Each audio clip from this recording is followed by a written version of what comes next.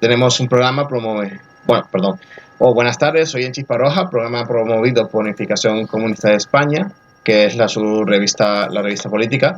Tenemos una nueva tertulia donde hablaremos sobre la situación de la precariedad juvenil, la ley Rider, la reforma laboral y el salario mínimo interprofesional. Y tenemos aquí a nuestros invitados, a Lola Lloreda, a Lola, secretaria de formación de CGT en Andalucía, Ceuta y Melilla. Buenas tardes, Lola. Hola, buenas tardes. Bien, nuestro siguiente invitado es Daniel, portavoz de Riders por Derechos. Muy buenas tardes, Daniel. Hola, buenas tardes, gracias por invitarnos. Y tenemos también a Eduardo, portavoz de Ruge. Buenas tardes, Eduardo.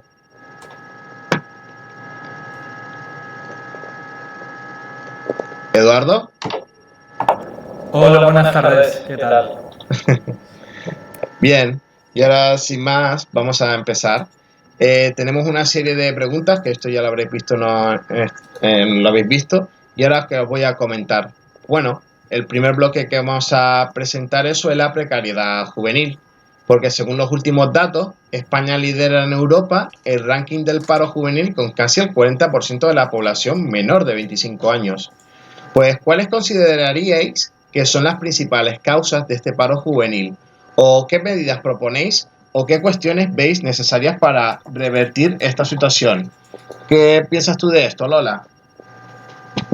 Bueno, son muchísimas las causas, ¿no?, las que nos llevan a que los niveles o los datos que se nos presentan en cuanto a estar en el ranking del paro juvenil, estemos hablando sobre un 40%, son muchas las causas, pero una de nosotros, por lo que hemos ido siempre analizando, lo que vamos viendo y hablamos con la gente joven, una de las causas es la baja calidad de los empleos, ¿no? Padecen muchos jóvenes hoy en día, las condiciones de trabajo son cada día más precarias y, bueno, pues también se limita mucho lo que son las oportunidades, ¿no?, a la hora de acceder a lo que es el empleo. Luego se desajusta mucho lo que es la oferta que hay y la demanda de trabajo con los niveles educativos que tiene nuestra gente joven. Estamos hablando que hay muchísima gente que tiene un nivel educativo grande, ¿no? Aunque luego también podríamos hablar que hay varios polos, ¿no? Hay gente que tiene mucho nivel educativo y luego también España también lidera, bueno, no somos los número uno, somos el número 2 en el ranking en cuanto a lo que es el abandono escolar, ¿no? Nuestra gente joven también tiene mucho abandono escolar y la formación no llega ni siquiera a terminar lo que es la ESO. Entonces, es lo que estaba diciendo, ¿no?, el desajuste que hay entre la oferta y la demanda con el nivel educativo que hay, ¿no? Los despidos también, ¿no? El abaratamiento de los despidos, lo que son las reformas laborales, las dos, que son malísimas, ¿no?, en este sentido, porque como se ha abaratado el despido, pues claro, es una forma de quitarse sobre todo a la gente joven del medio de una forma muy rápida. Los trabajos cada día son más precarios, son más cortos y bueno, otra de las cosas, los puestos, a la gente joven, los puestos que son remunerados, los cubren las personas que son becarias, ¿no? Entonces, puestos remunerados que otra persona se le están ofreciendo con una remuneración mucho mayor, a la gente joven se le ofrece a través de ser becario o becaria. Entonces, eso también pues es un problema, ¿no?, que nosotros encontramos como organización. Importantísimo las dos reformas laborales también. Y bueno, ya no sabría, vamos a ver si abrimos el debate y vamos entre todas enriqueciendo el debate. Bueno, sí, continúa, Daniel, te iba a dar la palabra a ti. Un poco, a ver, el porqué de este paro es muy complicado y complejo. Seguramente viene determinado por muchísimos factores. Básicamente, el que nosotros vemos es que tus primeras experiencias laborales son, como ha dicho Lola, ¿no? A través de prácticas muchas veces no remuneradas en las empresas, y además está el tema de los falsos becarios, que estás cubriendo puestos estructurales con un contrato de formación. Por lo tanto, las empresas aquí se ahorran muchísimo dinero y es una manera de desincentivar que gente joven pueda entrar con contrato laboral en las empresas. De esta manera hay una rotación muy grande y entran muchos jóvenes, pero que duran pues lo que duran las prácticas y las formaciones de becarios. En ese sentido, pues creemos que las contrataciones de becarios deberían de quitarse, y las empresas deberían contratar a esta gente, obviamente con un periodo de formación, como es obvio, pero deberían pasar a plantilla y no renovarse cada 6 meses como hacen continuamente. Esto ligado a que cada vez la gente se jubila más tarde, y ahora además se está incentivando que la gente se jubile más tarde, pues hace que no se liberen puestos de trabajo de gente mayor. Por lo tanto, es más difícil que la gente joven pues encuentre un trabajo, ¿no? Lo que creemos que se debería hacer es incentivar que la gente se jubile antes para dejar espacio a que los trabajadores jóvenes pues puedan alcanzar un contrato laboral mucho antes que ahora. Esto ligado a la extrema temporalidad que hay estructuralmente en el mercado laboral de España, la precariedad, las subcontratas, las ETT, hace que en periodos puntuales pues baje el paro, pues como en verano y algunas campañas de fiestas de diciembre, etcétera, pero durante el resto del año la contratación baje y afecte directamente mucho más a los jóvenes. Que sí que es verdad que vamos teniendo trabajos, pero es tan precario y tan temporal que no permite vivir dignamente. Obviamente, si a esto ya lo ligamos, que nos iríamos un poco del tema, pero si lo ligas a unos alquileres por las nubes, unos sueldos por los suelos, pues hace que el sector juvenil, ¿no? Esté peor que nunca, y directamente 2 generaciones la generación que ya se comió la crisis del 2008 con la generación actual, estas 2 generaciones están condenadas a la miseria, literalmente. Entonces, nosotros proponemos que como ha dicho Lola, primeramente se deroguen las 2 reformas laborales y se haga un cambio estructural en el mercado laboral actual, en el que se prime las condiciones laborales dignas, se cumplan los convenios, no se despida y no se contrate como mano de obra barata de usar y tirar por días o horas, y que realmente se cree en empleos dignos. Eso acompañado con otras medidas sociales como el tema de la regulación de los alquileres, etcétera, creemos que es muy necesario para que estas 2 generaciones y las que vienen no estén condenadas a la miseria como parece que lo estamos actualmente. Luego, si queréis, hablamos de más cosas. Pero bueno, esta sería mi... Vale, de acuerdo. De esto. Vale. De todas maneras, habrá más preguntas, no te preocupes. Y Eduardo, ¿tú qué piensas de esto?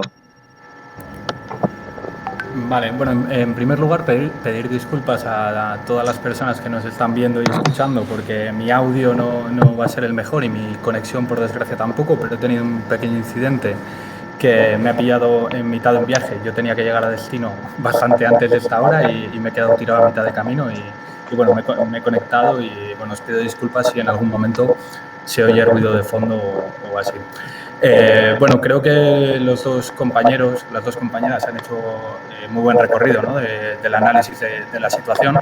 Yo, por dar alguna otra cosa, o quizá yéndome también quizá demasiado a lo macro, diría que a nosotros nos sobreviene sobre todo esta situación porque se afrontó de manera errónea la crisis anterior. Pudimos ver cómo se afrontó mediante el cierre de empresas, facilitando los despidos, mediante unas políticas de austeridad que no nos permitían avanzar y no nos permitían desarrollarnos y crear ese empleo.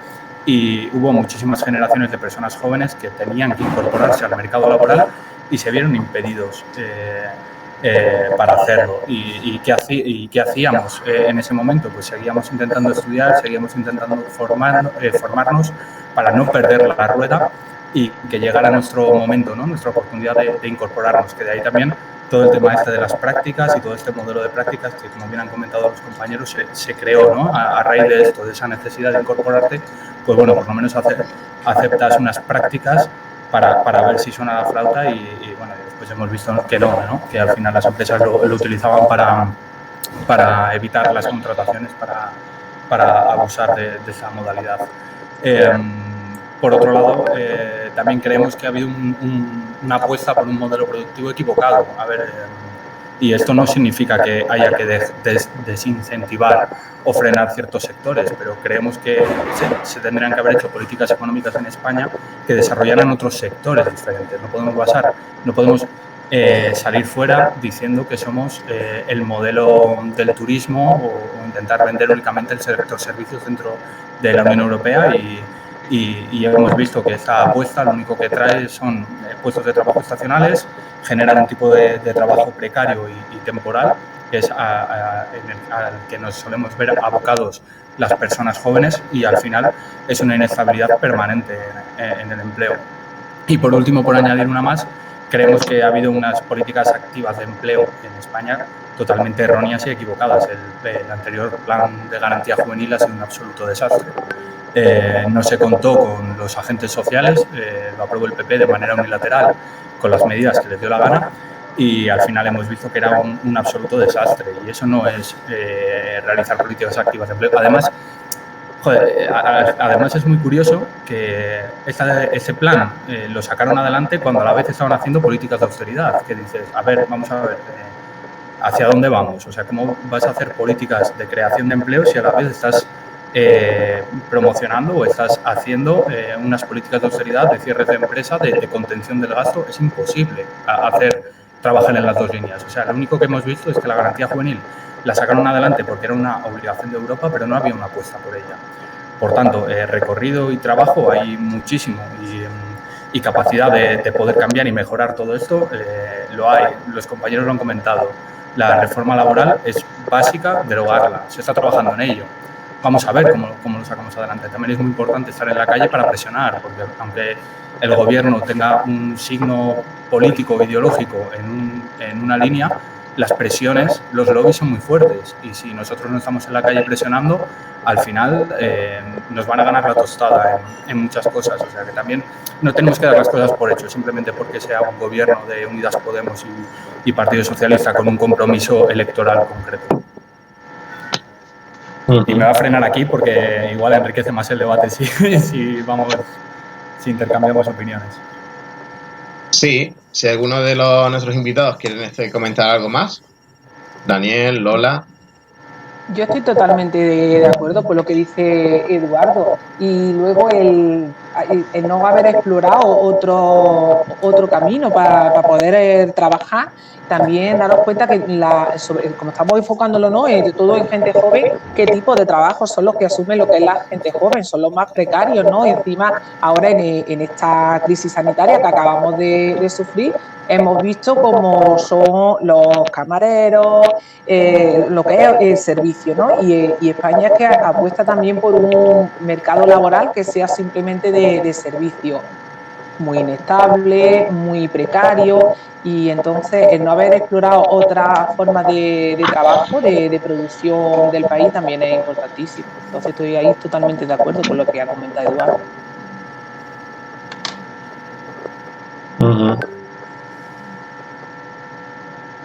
Vale. Daniel, ¿quieres comentar algo? No. Me reservo para los siguientes puntos. Vale, sí, yo para cerrar estoy diciendo que me parece muy interesante, de hecho muy de acuerdo, de hecho los compañeros del chat están de acuerdo con la posición que estaba diciendo Eduardo, sobre todo del sistema como lo habían planteado, en cuanto que básicamente de degradar lo que sería en el mercado laboral aquí en el ámbito juvenil en España, para seguir implantándonos más medidas y seguir ganando prácticamente los mismos, y eso se ve en los hechos, como después, como lo has dicho Lola, en la introducción de los problemas en cuanto a en el ámbito de lo que sería la calidad de los propios empleos, o también es el punto central, que aquí estamos de acuerdo o no, en cuanto a esa derogación de la reforma laboral, que lo que ha hecho es más bien agravar y vulnerar los derechos de los propios trabajadores. Pues justamente esto es uno de los principales problemas que tenemos que resolver a día de hoy. Y ahora mismo me gustaría ahora sí, a pasar al siguiente punto, que es sobre de la ley Rider. Los riders están calificados como falsos autónomos. ¿O cómo valoráis que existen este tipo de trabajadores? ¿O qué consecuencias tiene? ¿Qué otro tipo de prácticas abusivas os habéis encontrado? ¿O cómo valoráis que se aplique la ley Rider? Daniel, ¿qué piensas tú de estas preguntas? Bueno, sí, a ver, empezando por el principio, nosotros, como ya sabréis, y si no os lo digo, los riders somos falsos autónomos, significa que hacemos trabajos de trabajadores por cuenta ajena, pero con las características con las obligaciones de un autónomo. Entonces, somos falsos autónomos, 48 sentencias judiciales, incluidas 16 de Tribunales Superiores de Justicia y una del Supremo, han determinado que nosotros somos trabajadores por cuenta ajena y debemos ser contratados como tal. En ese sentido, las victorias a través de manifestaciones, huelgas, etcétera, y posteriormente en los juzgados, ¿no?, en los tribunales, nos han dado la razón y parece que ya se va encauzando un poco el camino, ¿no? En este sentido, hace prácticamente un año se empezó a negociar la conocida como Ley Rider, que lo que pretende es dar más argumentos para, tal y como han dicho los tribunales, que se nos garantice que seamos contratados y que seamos trabajadores por cuenta ajena. Está en su fase final, digamos, ¿no?, del proceso legislativo. Y si bien es cierto que a nosotros nos parece una medida necesaria, seguramente esta ley se ha quedado muy corta, tal y como la planteábamos desde un inicio, ya que únicamente se habla de riders, cuando de falsos autónomos se calcula que en España deben haber unos 300.000 aproximadamente. Entonces, vemos insuficiente en ese sentido que solo se hable de riders, porque el fraude de los falsos autónomos se extiende a muchos otros sectores y afecta a muchos otros trabajadores. Estamos hablando de médicos, abogados, profesores, montadores de muebles, cuidadoras a domicilio, etcétera. Es un fraude muy extendido. Es por eso que nosotros siempre hemos defendido que la ley tendría que haber ido mucho más allá, ya que los riders de por sí, las victorias judiciales ya han declarado que somos trabajadores. Aún y así, nosotros obviamente apoyamos que este pequeño paso, aunque insuficiente, siga adelante, y es muy importante empezar a marcar unas líneas rojas para estas empresas, para que sepan que el Estatuto de los Trabajadores no es opcional su cumplimiento, es obligatorio, porque no podemos consentir que, retorciendo el vocabulario e intentando vender la digitalización, nos pretendan inculcar condiciones laborales propias del siglo XIX, que vuelva el trabajo a destajo. No puede ser que tú estés 2 o 3 o 4 o 5 horas de tu jornada laboral en la calle sin pedidos y que no te pague absolutamente nadie.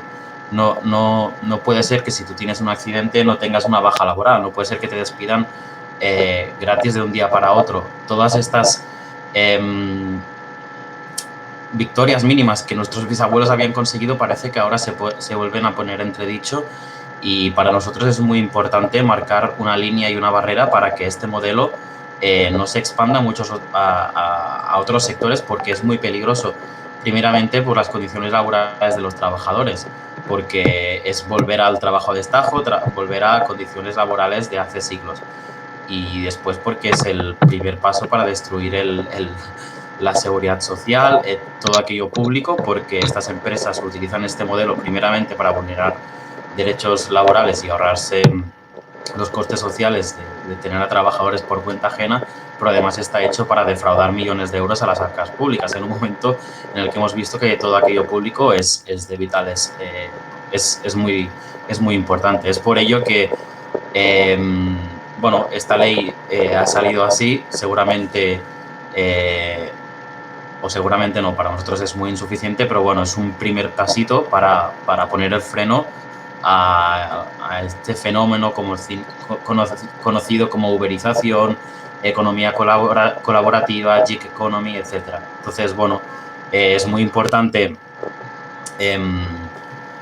esto, ¿no? Blindar los derechos que parece que olvidamos, que han costado tanto tiempo luchar y conseguir, como es el cobrar por horas, ¿no? Esta locura que parece que es cobrar por horas, que hace años parecía normal y ahora parece que tengamos que arrastrarnos para pedir cosas tan básicas como es. Sí, como veo que es un punto muy interesante, yo lo que voy a remarcar es que mejor vayamos una por una, ¿vale? Así estoy muy de acuerdo con lo que has planteado, sobre todo por esa victoria. Lola, ¿qué te parece eso que lo califican los riders como falsos autónomos? ¿O cómo valoras o que existan este tipo de trabajos o qué consecuencias tienen? Pues mira, lo primero que se nos vendió por parte de las empresas, que estas plataformas era como un adelanto tecnológico, ¿no? Y como ir en contra de ello era ir en contra de lo que era el desarrollo, ¿no? De que la sociedad tiene que llevar. Pero claro, se nos olvida que se están hablando de que personas que no son emprendedoras, ¿no? Sino que se le están considerando son falsos autónomos, ¿no? Y no es una cosa que digamos, es que la persona no elige la forma de cómo se tiene que, su legislación laboral, ¿no? Cómo tiene que venir, ¿no? Como bien ha dicho Daniel, son ya 48 sentencias las que ha acumulado el Estado español por fraude a la seguridad social, con lo que ello representa, ¿no? Ese fraude a la seguridad social que nos están defraudando a todas, ¿no? Estas empresas, ¿no? Nuestras jubilaciones, ¿no? Pues, al ellos no cotizar de la misma forma, quitar lo que es en lo público, ¿no?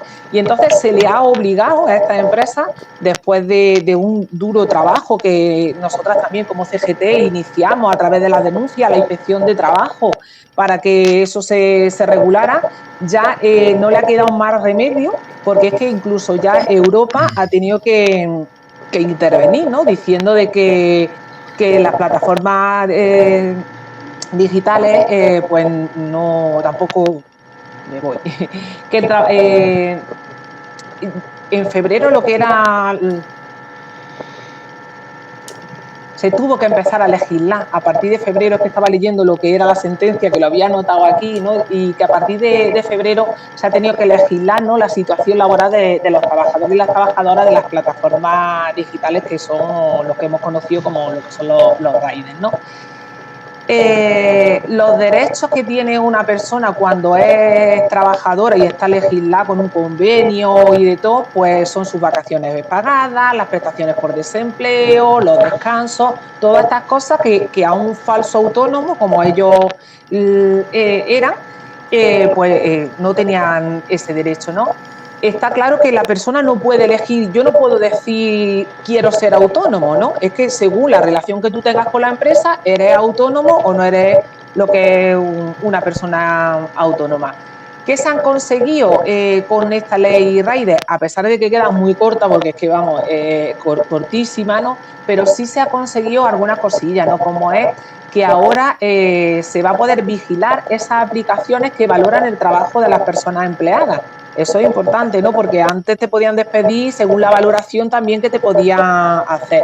Pues que eso, el comité de empresa lo pueda valorar. Cuando tú eres autónomo no hay ni siquiera comité de empresa, ¿no? Entonces, al ya estar regulado lo que es tu situación laboral, también pues ya existe un comité de empresa que va a estar vigilante en ese aspecto, ¿no? También lo que los perfiles de contratación, ¿no? Antes no podríamos tener acceso y ahora los delegados sindicales podemos tener acceso a los algoritmos también que se utilizan, ¿no? Tanto para lo que es la valoración del trabajo como para la elección de los perfiles de contratación, ¿no? Y así evitar sesgos en la contratación. En definitiva, vigilar cualquier herramienta de inteligencia artificial que pueda afectar a la hora de tomar decisiones que repercutan en las condiciones de trabajo, ¿no? de las personas. Y cuando has hablado de que otro tipo de prácticas abusivas hemos podido encontrar, pues ojo que lo que la ley indica es que las empresas han de informar, ¿no? del tipo de algoritmo que se utiliza en la plataforma, ¿no? Nosotros podemos ver, pero también veis que las empresas nos engañan siempre como quieren, ¿no? La experiencia nos dice que las prácticas abusivas que hacen lo que es la empresa a la hora de camuflar información y todo esto. Problemas también que nosotras hemos detectado que la ley no va a solucionar son las empresas pantallas, que la ley no prohíbe lo que es la subcontratación. Entonces, todas estas empresas pantallas que ahora pues sale como subcontrata de la contrata, pues eso también hemos detectado que la ley no lo regula, ¿no? Entonces, ha habido un gran avance, pero queda todavía muchísimo para controlar a esto. Y una cosa también importante que la ley no ha reconocido. Todas estas personas migrantes que trabajan, que no tienen papeles y han estado produciendo para esa empresa utilizando las cuentas de otros riders como una cuenta personal, ¿no? Es una práctica habitual que está prohibida y de personas sin papeles, pero esas personas están produciendo para esta empresa. Sin embargo, la ley no se acuerda de estas personas a la hora de legalizarlos y reconocerlos también como trabajadores que han sido, ¿no? Y trabajadoras. Y bueno, yo por mi parte, desde CGT, es que hacemos un llamamiento a los trabajadores y a las trabajadoras riders para organizarse, para no permitir que la patronal pues siga haciendo lo que quiere. Vale. Eduardo, acabamos contigo en cuanto a la pregunta. ¿Qué opinas sobre esto? Vale, bueno, continúo. Bueno, como siempre, mis dos compañeros la verdad es que hacen un recorrido muy bueno de toda la realidad, así que voy a intentar dar alguna anotación que otra, ¿no? Que igual me repito, pero ya me disculparéis con ello. El gran problema que tenemos es el modelo de negocio que necesitan o que tienen montado para poder desarrollarse. Es decir, ellos necesitan un volumen muy grande de personas a disposición para poder dar ese servicio tan inmediato. Por eso, bueno, lo ha comentado muy bien Daniel, ¿no? Eso de tener que estar mirando el móvil durante horas esperando que te entre un pedido y quién me paga esas horas, ¿no? Pero es que de eso viven este tipo de empresas, necesitan tener un volumen muy grande de gente. Por eso, en cuanto planteas la posibilidad de laboralizar, ellos ven que los números no les cuadran, ellos ven que al final tener este mismo volumen de gente con un salario pues haría caer su modelo de negocio. El problema es que no pueden entrar en España con este modelo de negocio, no pueden intentar desarrollar un modelo de negocio. Y es lo que no hemos sabido decirles como sociedad, o lo que hemos tardado mucho en decirles, oye, a mí me parece muy bien que quieras desarrollarte como empresa y que quieras invertir en España o que quieras sacar una startup o lo que sea, pero con las condiciones, con las reglas de juego que tenemos montadas. O sea, no vengas a inventarte tú unas relaciones laborales que no existen en España, no vengas a precarizar el empleo en España y encima me culpes a mí de que no quiero ver tu avance, lo ha dicho muy bien antes Lola, ¿no? Tu avance y tu desarrollo tecnológico y que viene muy bien para el progreso. El gran problema que tenemos es este, ¿no? El cómo han intentado entrar. Sabían de sobra que estaban incumpliendo la ley, sabían de sobra que eran falsos autónomos. El problema es que hasta que hemos conseguido que todo esto se visibilice, todo este recorrido judicial que hemos realizado, también a través de las inspecciones y demás, han pasado muchísimos años en los que estas empresas han ido obteniendo beneficios y beneficios. Y ahora cuando llegamos a este punto sacamos la ley, que como bien ha comentado Dani, es una ley que queríamos que llegara más lejos, por supuesto. Lo primero que recogiera todas las plataformas, no solamente las de reparto, ¿no? ahí se han quedado ciertas cosas en el tintero, pero ahora que se va a implementar o se va a desarrollar, vamos a ver cómo sale y vamos a ver por dónde salen este tipo de empresas, porque vendrán con otro modelo o vendrán con otras cosas, porque no les vale esto. Y por eso Lola ha hecho muy bien el llamamiento. Esto no va de muchas veces de aplicar leyes o sacar leyes, que claro que sí, que ayudan, y de denunciar a inspección, que ayuda, pero es que hay que organizarse en las empresas, hay que organizarse para frenar este modelo, porque es la manera más rápida de frenar a un empresario. Si no, como entres en procesos judiciales, te tiras años y años hasta que consigues lo que buscabas, ¿no? Bueno, yo creo que he intentado no tocar tanto lo que decían los compañeros, ¿vale?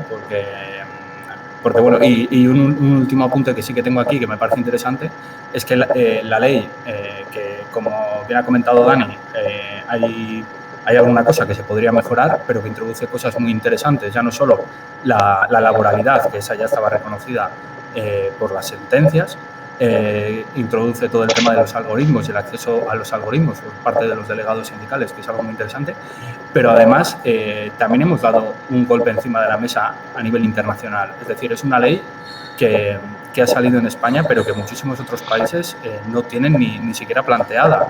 Y esto también puede servir para que sea un modelo a aplicar en otros lugares. O sea, también puede servir para esa presión internacional y que al final nos llevemos el asco a nuestra sardina, ¿no? Que se suele decir, porque el planteamiento en muchos otros países era en una dirección muy diferente, y eso también hay que tenerlo en cuenta, que esta ley puede servir para esa presión o ese equilibrio internacional.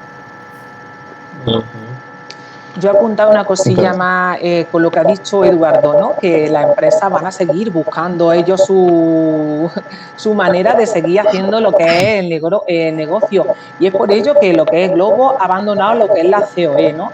Y está creando una asociación de empresas de reparto, lo que supondrá que en poco tiempo la creación de la patronal del sector, ¿no?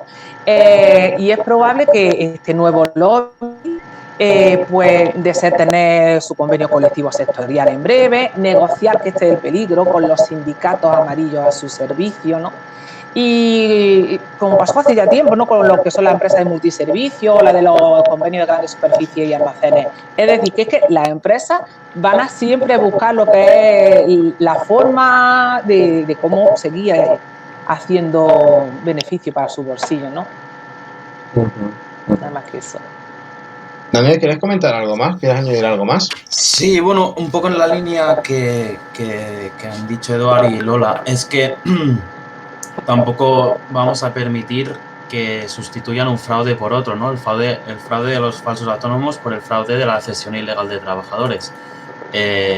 Como ya han dicho, pero bueno, yo me repito porque es algo que nos afecta directamente y a nuestro futuro muy cercano, es que estas empresas van a seguir externalizando o pretenden seguir saltándose la ley impunemente. Es por eso que además de legislar, para nosotros es muy importante que se refuerce muchísimo más la inspección de trabajo, porque por más leyes que hagas y por más legislaciones, etcétera, si no tienes un poder que controle realmente que el cumplimiento, que en este caso es inspección de trabajo, el cumplimiento de estas leyes puede acabar en papel mojado, y es algo que nosotros siempre insistimos.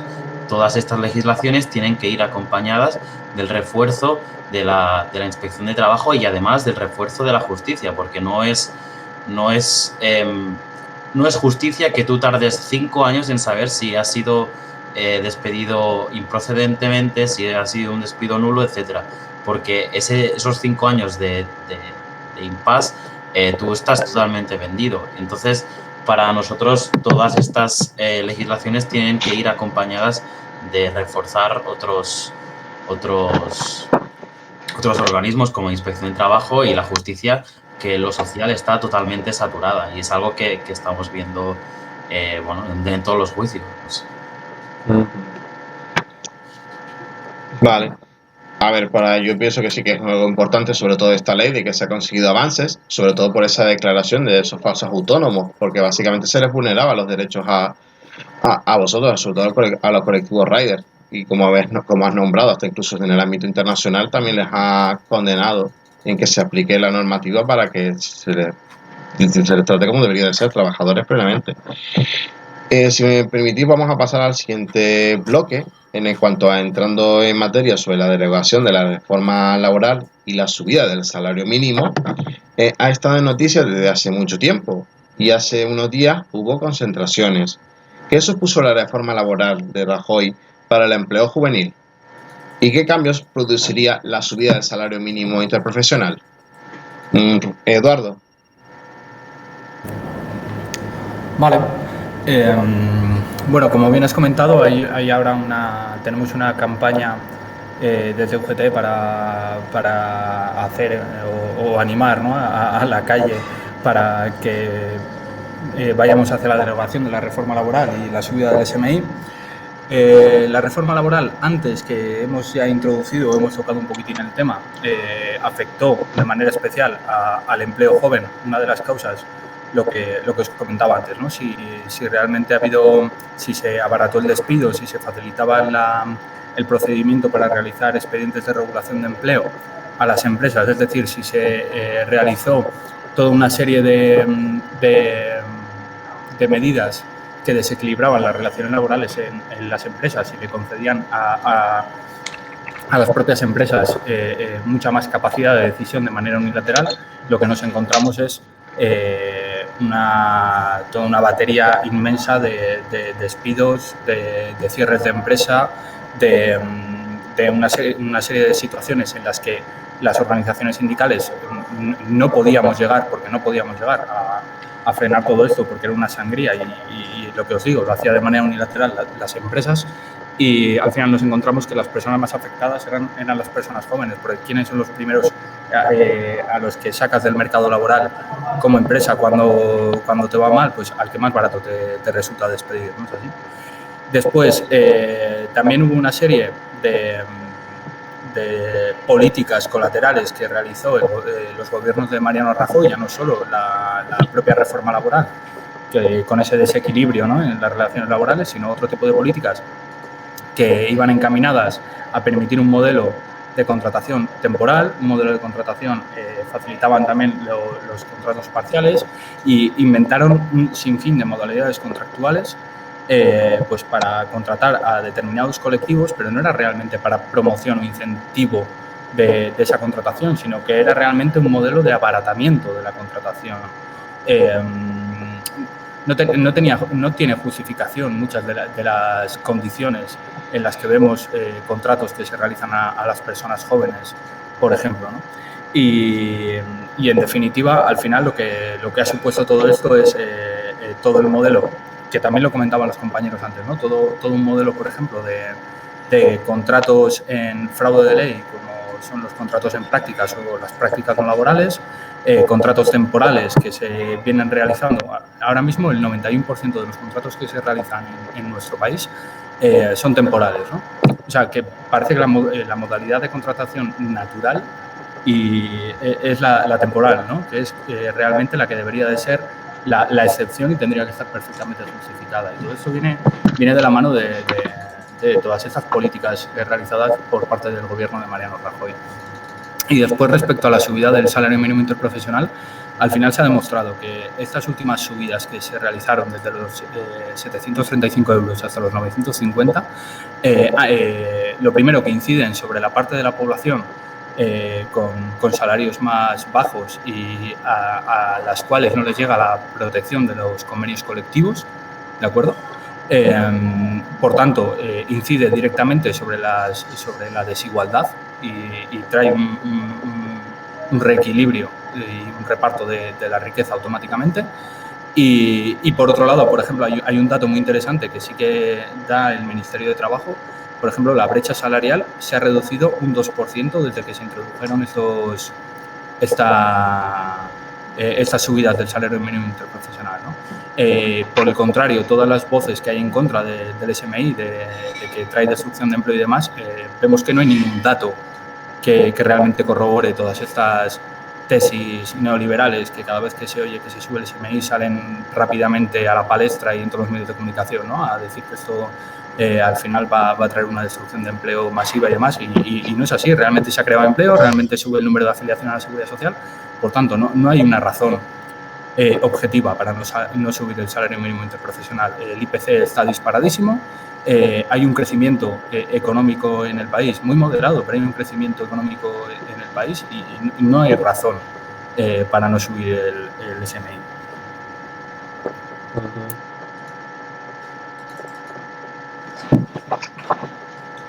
Vale. Daniel, ¿qué piensas sobre esto? Sí, bueno, en el tema de la reformas laborales, a mí me gusta llamarlo reformas, porque hace falta recordar que no es solo la reforma laboral del PP, sino la reforma del 2010 de Zapatero, que también abarató el despido. O sea, que aquí hay dos reformas laborales que han destruido los derechos de la clase trabajadora, no lo olvidemos, porque no es solo uno. En ese sentido, nosotros creemos que es urgente haberlas derogado ayer, ambas, sin matices, sin... Bueno, mejor no digo, porque a veces se intenta jugar con el vocabulario, ¿no? Vamos a eliminar los aspectos más lesivos. No, hay que derogar las dos reformas laborales que lo que hicieron es destruir empleo y destruir condiciones laborales de la clase trabajadora en general. Entonces, para nosotros es muy necesario y creo que es evidente que tanto sindicatos como la clase trabajadora en general lo está pidiendo a gritos. Obviamente no es posible hacer las manifestaciones que se hacían anteriormente, pues por temas de la pandemia, pero yo creo que cuando se normalice un poco la situación tendremos que volver a salir a las calles masivamente para exigir estos mínimos, porque no puede ser que el despido sea cada vez más barato, no puede ser que tengas convenios propios que pasen por encima de los convenios sectoriales, no puede ser que las subcontratas tengan vía libre para hacer absolutamente lo que quieran. Es por ello que, además de las derogaciones de las reformas laborales, es muy importante subir el salario mínimo interprofesional. Subirlo 50 euros es un insulto para mí y para muchos sindicatos nos parece un insulto que se haya subido solo en 50 euros. Yo retaría a alguien que haya subido o que haya acordado esta subida, que intente vivir con 950 euros al mes, teniendo sueldos de 1.000 euros y alquileres de 800 euros al mes. Que me expliquen, por favor, cómo se puede sobrevivir de esa manera. Por lo tanto, subir el salario mínimo, sí, obviamente, pero subirlo muchísimo más, a 1.350 euros mínimo, para que, junto a otras medidas, como he dicho antes, la regulación de los alquileres, sobre todo, ayude a que por lo menos podamos vivir algo más dignamente que ahora, porque antes lo que se criticaba era la gente mileurista y ahora la gente mileurista parece que tengamos que estar agradecidos.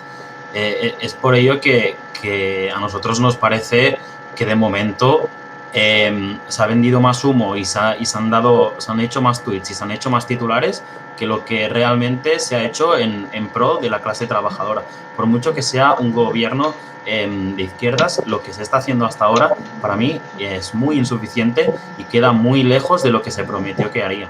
Es por ello que nosotros vamos a seguir presionando en ese sentido para que, si realmente es un gobierno de izquierdas, haga políticas de izquierdas, porque si no, lo que están haciendo es, bueno, un pasillo perfecto para que vuelva a arrasar la derecha. Si tú en el gobierno haces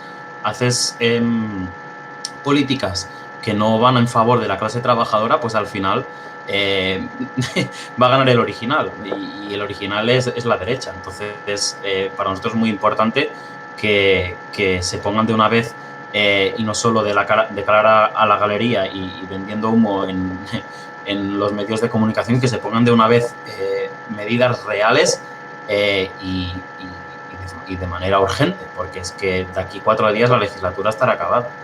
Y si subimos el salario mínimo 50 euros, pues perdónenme, pero no, obviamente pues está bien, pero es que no son ni migajas. Lola, ¿qué opinas de esto? Totalmente de acuerdo. Sí, totalmente de acuerdo con lo que dice el compañero Daniel. Gobierne quien gobierne, ¿no? Nosotros como sindicato tenemos que defender y ir en contra de defender los derechos de los trabajadores y en contra del gobierno que que haga reformas laborales, porque en el contexto que estamos hablando de las reformas laborales, que vaya en contra de la clase trabajadora. Entonces, nosotras como CGT seguimos reivindicando la derogación de las dos reformas laborales, tanto la del 2010 del PSOE como la del 2012 del PP. Las reformas laborales han facilitado lo que es el despido y en el contexto que estamos hablando, sobre todo de la gente joven, siendo el blanco más fácil a la hora de despedir, ¿no? y de vulnerar los derechos, ¿no? ¿Por qué? Porque tienen menos tiempo y porque les resulta mucho más barato. Como el compañero Eduardo ha hablado sobre los aspectos de la reforma de Rajoy, ¿no? Yo voy a hablar la del PSOE, ¿no? La reforma laboral del PSOE, que también es importantísima derogarla. Estamos hablando de los despidos colectivos, ¿no? Pasó a lo que es por causa económica, productiva, organizativa, ¿no? Esto lo trajo lo que es la reforma laboral del PSOE, lo que nos está costando ahora mismo a los sindicatos, ¿no? Tener que demostrar, desmontar en las negociaciones de los ERE, ¿no? Las causas económicas, porque es que eso lo trajo esta reforma y eso pues ha traído lo que son muchísimos despidos. Hablando de lo que son los despidos, la indemnización del despido de 45 días por año a 33 días por año la trajo la reforma laboral del PSOE, no lo podemos olvidar. También con la reforma laboral del PSOE se aprobó lo que es la flexibilidad para modificar de forma unilateral las condiciones de trabajo por parte de la empresa. Nos trajo la ETT. Hay que tenerla en mente, no podemos olvidarnos, da igual quién gobierne, nosotros como sindicatos no nos debemos a ningún partido político, evidentemente la CGT no, por nuestra condición de anarcosindicalista, no nos debemos a ningún partido político y hay que derogar las dos reformas laborales. Y luego en cuanto a lo que es la reforma de Rajoy, por puntualizar algunas cosillas también y enriquecer lo que ha comentado el compañero Eduardo, el despido objetivo nos lo trajo la reforma laboral de Rajoy. Y ya no solamente el despido, por contextualizarlo también en la gente joven, ¿no? La precarización de las personas jóvenes, la reforma de Rajoy, es que las empresas ahora tenían un periodo de prueba, que ya lo hemos hablado antes, la gente joven de un año, que encima bonificaban a esas empresas con 3.000 euros, ¿no? Quien contrataba a personas jóvenes bonificaban con 3.000 euros. Era un periodo de prueba larguísimo, que encima era de un año, y luego tenía el despido libre, sin causa, con indemnización cero. Eso lo trajo la reforma de Rajoy, a pesar de que hay sentencia del Tribunal Superior que dice que los periodos de prueba son abusivos de un año, ¿no? Pues en contra de todo eso, la reforma laboral de Rajoy, por lo cual, importante, está fuerte, está organizado, reconocer lo que nos está perjudicando a la clase trabajadora y a que se deroguen las dos reformas laborales. Cuando hablamos de lo que es el salario, ya terminando las reformas laborales, el salario mínimo interprofesional, pues nosotros como organización pues partimos de que es insuficiente, ¿no? Pues no podemos olvidar que no se cumple ni siquiera con la Carta Social Europea, ¿no? Que ha firmado el Estado español, que es de obligado cumplimiento, ¿no? Así se supone, y no se está cumpliendo, ¿no? Se supone que deberíamos de tener un salario mínimo de 1.113 euros al mes, ¿no? Desde CGT consideramos que es insuficiente, ¿no? Lo que se está planteando ahora mismo, y por ello seguimos reivindicando que es insuficiente, seguimos reivindicando que se cumpla lo establecido en la Carta Social Europea y como el resto, ¿no? de países, ¿no? Que tienen la economía igual que las nuestras, ¿no? Ellos sí están cumpliendo con este salario mínimo, cosa que España no está cumpliendo. Y nada, en cuanto a lo que son los cambios que produce el aumento al salario mínimo interprofesional, pues yo creo que aumenta lo que es el consumo, aumenta lo que es la economía, se reparte lo que es la riqueza, que para nosotras como organización es importantísimo lo que es el reparto de la riqueza, y eliminar esas brechas que hay entre uno, ¿no? Como ha comentado también el compañero Eduardo, ¿no? Esa brecha salarial que ahí sí está demostrado, ¿no? Que se elimina, ¿no? Una vez que se aumenta el salario mínimo interprofesional. Por lo demás, yo creo que ya está, ¿no? Ya hemos hablado de lo que nos preguntaba. Seguimos todavía con la parte del salario mínimo en cuanto a estas dos preguntas, ¿vale? La primera estaba más que clara. Pues también como estaba viendo esas consecuencias que han habido por parte de las reformas laborales y esos problemas, pues, ¿qué más consideráis que hace falta para ahondar con profundidad para eliminar la temporalidad y la precariedad, según vosotros? Lola, podemos empezar contigo. Bueno, pues mira, me vuelvo a repetir, hay que repartir el trabajo. El trabajo para todas, ¿no? Cambiaría lo que es las relaciones laborales también. Reducir la jornada laboral. Para nosotras es importantísimo y una cosa que llevamos diciendo desde siempre como organización, la jornada laboral la tenemos que reducir, ¿no?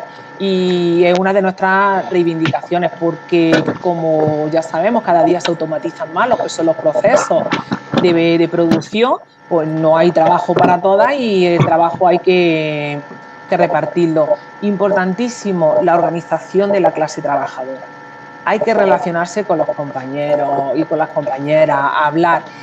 Ahora mismo, incluso con el teletrabajo, esto yo que como estoy sufriendo lo que es el teletrabajo, que para mí es lo peor que no ha podido pasar a la clase trabajadora, esto de que nos lleven a nuestras casas, que no nos podamos organizar, eso es lo que quiere la empresa, ¿no? Que pensemos de forma individual, ¿no? Pues es importante seguir trabajando esas redes, esos vínculos, para esa solidaridad mutua, ¿no? que hemos tenido siempre lo que es la clase trabajadora, ¿no?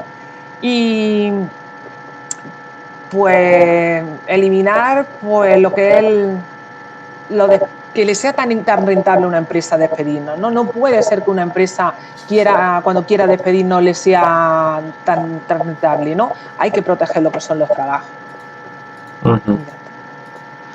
Eduardo, continuamos contigo. Vale, bueno, yo por comentar que creía que íbamos a poder hacer debate igual que en los puntos anteriores, nosotros también pedimos la derogación de la del PSOE, o sea, totalmente de acuerdo, o sea, vamos a ver, a mí me da igual quién sea el partido político que tome una decisión, si atenta contra los trabajadores vamos a ir en contra, y eso que quede bien claro. Como matiz, a ver, sí que es cierto que, por ejemplo, sí que cambiaron las causas de despido por causas económicas, ¿no? Que era por si una empresa tenía previsión de pérdidas, o sea, ya no tenía que demostrar ni pérdidas, ¿no? Esa fue la de Zapatero. También metió, por ejemplo, lo de la indemnización, cambió el tema de la indemnización de los despidos temporales, bueno, del fin del contrato temporal. Pero bueno, después como no me quería meter yo mucho en matices de cuál era una ley y la otra, ¿no? Pero al final la de Rajoy fue la que nos terminó de sentenciar, por así decirlo. Por eso me he centrado en ella, no porque no haya que derogar las dos. Y por eso, que quede claro. Respecto a lo que preguntabas, ¿qué medidas podíamos hacer para eliminar la temporalidad y la precariedad? Lo ha comentado Lola, una de las apuestas bien claras es reducción de la jornada laboral. No tiene ningún sentido que tengamos estos niveles de desempleo actuales, que tengamos gran parte de la población que no puede incorporarse al mercado laboral, y vemos cómo cada vez son más y más grandes los beneficios que tienen, sobre todo ciertos tipos de empresas, ¿no? Aquí parece que se ha roto el tablero de juego y hay que reconstruirlo. Y eso pasa por introducir una serie de modificaciones. Una de ellas es la reducción de la jornada laboral, otra cambios fiscales para que las empresas tengan que aportar más, sobre todo estas grandes empresas que vemos como ellos denominan ingeniería fiscal, cada vez les sale más y más a cuenta desarrollar su actividad porque no están pagando como otras empresas más pequeñas o como los autónomos, y eso no es para nada justo. Otra de las cosas que creemos que hay que hacer en España es, lo decía antes, el cambio de modelo productivo. O sea, creer que vamos a eliminar la temporalidad en nuestro país, siguiendo apostando por el turismo, por la hostelería y por el sector servicios, es equivocarnos. Porque al final el trabajo, el turismo, viene cuando viene. Y la hostelería funciona cuando funciona. Es decir, España da para mucho más. España tiene una grandísima capacidad de desarrollo en muchísimos sectores. Y ahora viene una oportunidad muy buena y muy importante con todos estos planes de recuperación y resiliencia. Van a venir muchos fondos europeos. Y lo que no podemos permitir es que se malgasten como se han venido malgastando en muchas otras ocasiones otros fondos. Realmente hay que mirar a medio y largo plazo, que dejen de ser cortoplacistas y que dejen de tener únicamente una visión electoralista. Que piensen cuál es el modelo de país o de sociedad que quieren montar de aquí a unos años. Igual no 2050, como plantea ahora Pedro Sánchez, igual se ha pasado de frenada, igual está mirando demasiado lejos, ¿no? Pero sí que es verdad que hay que mirar en un horizonte más amplio y empezar a introducir cambios de más calado, más profundos, con una visión más lejana. Y por último, creo que también es muy importante que haya un cambio legislativo para cambiar los tipos de contratación que hay ahora mismo en nuestro país y que sean más garantistas. Que realmente se pueda apretar un poquitín más en las causas que definen cada uno de este tipo de contratos, para que no se puedan hacer contratos temporales de manera general y ya está, y que cueste después tantísimo actuar sobre ello, ¿no? Yo creo que ahí también tenemos campo y recorrido, y ahí podemos hacer un buen trabajo para cambiar los tipos de contratación que hay ahora mismo en nuestro país y que sean más garantistas. Daniel. Sí, bueno, yo creo que ya se han dicho muchas cosas interesantes. Simplemente volver a recalcar el tema de las subcontratas y las ETTs, porque son las máquinas actuales de crear trabajadores precarios, de asfixiar al trabajador y de destruir las relaciones laborales y los derechos que tenemos, porque no puede ser que empresas que necesitan continuamente trabajadores lo hagan a través de subcontratas y así se ahorren subcontratas, ETTs, empresas pantalla, falsas cooperativas, todo esto. Yo creo que es uno de los pilares que se debe tocar ya, porque es una de las maneras de evaluar los derechos de la clase trabajadora. Obviamente también está el tema de la temporalidad, también incluso, sobre todo, mucho más potente en el sector de las administraciones públicas, ¿no? Porque a veces parece que son las empresas privadas quien usan este fraude, pero hace falta recordar que la administración pública es una de las mayores contratadoras con esta medida, ¿no? No hace fijos a sus trabajadores y eso afecta a miles de trabajadores. No es posible que tú en la misma empresa lleves 20 años y lleves encadenados 200 contratos. No, es inadmisible, y más viniendo de la administración, que se supone que debería ser ejemplarizante, ¿no? Es por ello que hace falta un revuelco a todo para que la gente que tenga trabajo pueda vivir dignamente, porque ahora estamos viendo como antes tener trabajo sí que te garantizaba una estabilidad económica, pero ahora incluso teniendo un trabajo no te garantiza absolutamente nada, y se está creciendo aún más en lo que se conoce, ¿no?, como los trabajadores pobres, ¿no? Gente que tiene trabajo pero que sigue siendo pobre, cuando antes se supone no.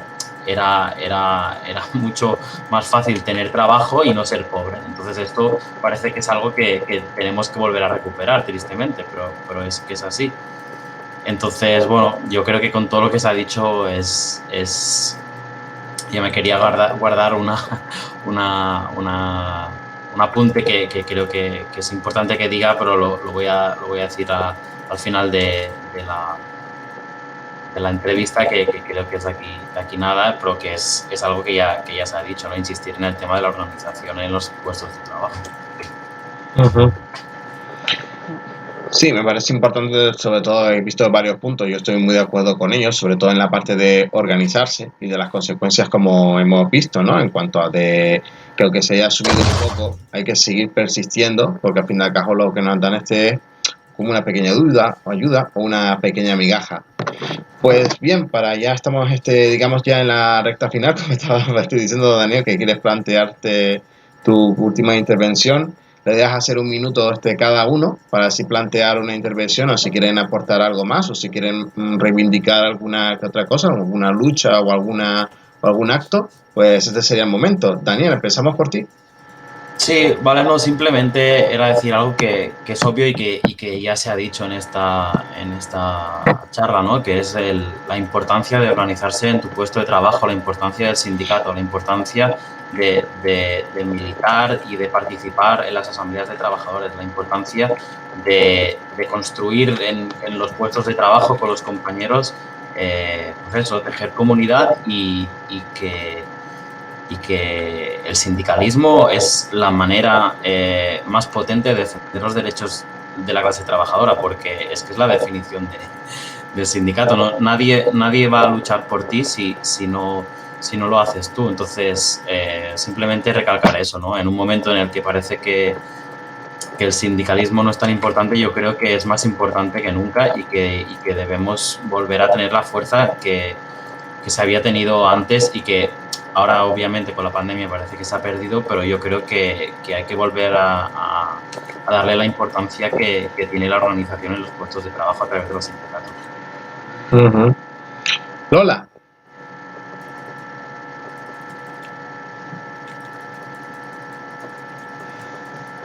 Sí, Lola, tu valoración o tu minuto. ¿Quieres comentar algo? ¿Quién? ¿Yo? Sí. Me has dicho a mí, es que no te he oído, se me ha cortado. Ah. ¿Sí? Sí, estamos, como ya he comentado, acabando. Pues tu minutito para que si quieres comentar algo, añadir algo más o reivindicar algo. Sí. Es que te estoy escuchando ahora mismo así entrecortado. Sí, claro, comentar. En el contexto no es lo que estábamos hablando. Yo siempre digo del contexto para no salirnos, ¿no?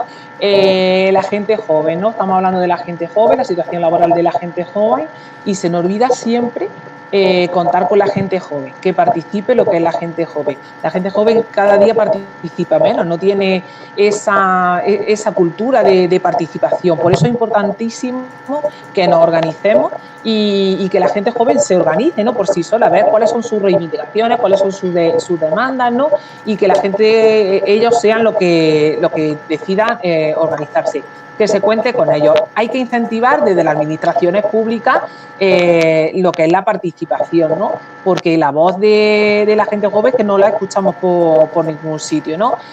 Y no podemos seguir avanzando en la legislación sin contar con ello. Necesitamos trabajar todas.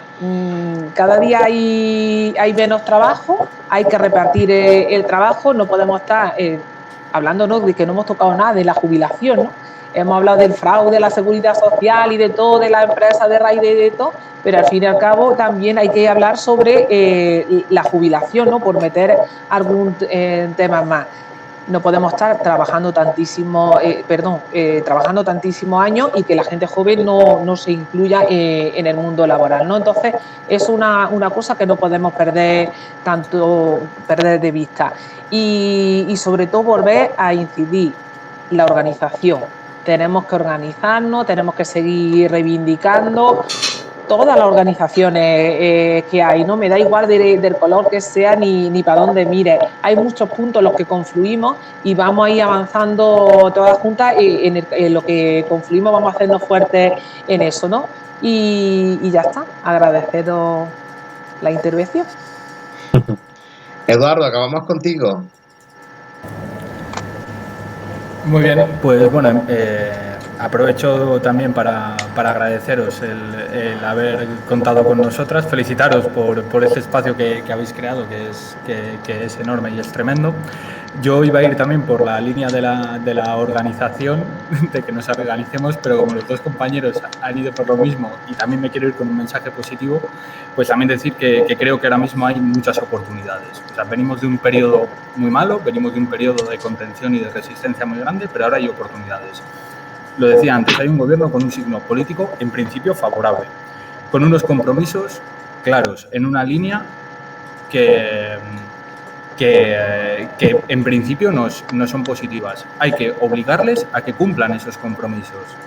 Esto no va a venir solo, hay que presionar y hay que fiscalizarles igual que a todos los demás. Pero no hay que perder de vista que toda esta proyección, todo este recorrido que se abre ahora mismo con todos los fondos europeos,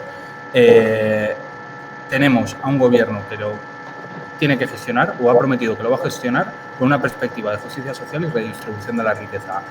Que sea cierto, obliguémosles a ellos y si esto es así, vayamos adelante y empujemos, porque realmente pueden venir oportunidades. Yo este mismo periodo o este mismo plan, si lo hubiesen cogido otros, ahora mismo estaría bastante asustado por las políticas que podrían desarrollar.